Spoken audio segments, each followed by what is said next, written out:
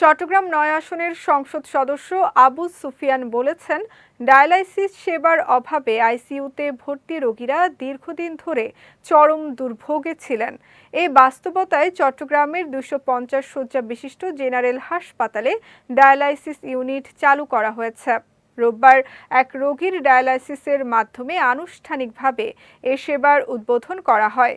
পরে হাসপাতালের হলরুমে আয়োজিত অনুষ্ঠানে প্রধান অতিথির বক্তব্যে তিনি বলেন, এই সেবা চালুর ফলে সাধারণ রোগীরা উপকৃত হবেন এবং চট্টগ্রাম মেডিকেল কলেজ হাসপাতালের ওপর চাপ কমবে।